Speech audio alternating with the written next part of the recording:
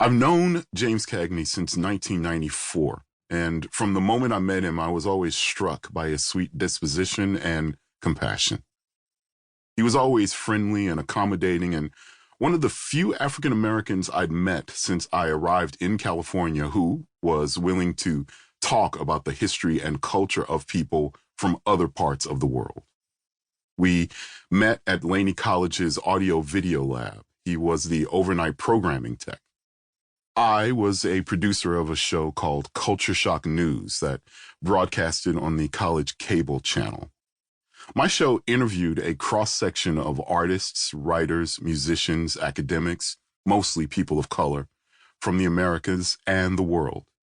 Each told their culture shock story of coming to and living in America. James helped me with the editing of my show, and on one infamous evening, he screwed up an edit that had me furious. However, it was a measure of the man that he didn't panic and persevered in correcting the problem. It is often only when people are under duress that you learn of their inequalities, their essence. James and I became fast friends. Sometime later, I ran into him at La Peña Club in Berkeley. I was there recording slam poets for the San Francisco National Poetry Association Film Festival.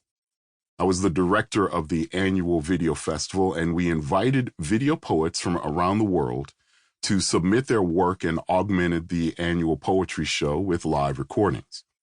I was surprised to see James step up to the microphone and perform. He'd always struck me as a very shy guy, and yet here he was blasting out a poem called Ebonic Plague with astonishing bravado.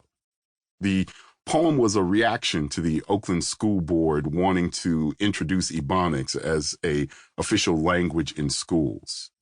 The controversy created a national hysteria, bringing black and white intellectuals from around the country to Oakland in defense of American English, whatever that is.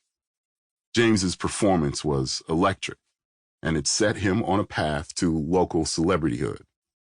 We worked together on a video of the poem, Ebonic Plague, which was featured in several national film festivals, significantly the Mill Valley Festival, which was an important venue for local and international artists at that time. This was years before YouTube, when producing and editing videos was a laborious process, needing dedication and creativity. Our friendship was, and still is, based on mutual respect, though we don't always share the same beliefs. Our conversations were not debates, but honest interactions of ideas that offered a platform to express ourselves and to be heard.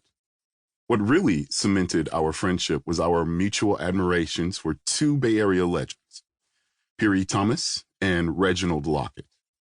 Piri Thomas's book, Down These Mean Streets, made him a celebrity in 1967 as the first Latino to express his life struggles in Spanish Harlem. Reginald Lockett's The Party Crashers of Paradise chronicled the American African world of West Oakland in the 1960s and 1970s, accentuating, as Al Young commented, the inner spirit of the black man in America. For James and I, these two icons inspired us to create and blossom in our own ways. They provided the validation and encouragement for us to believe in our creations even before we knew what they were. They offered the true gift of the artist, faith in the possible. I later discovered that James had honed his poetic vision and craft in Above Paradise, a club in San Francisco where artists were encouraged to experiment and explore.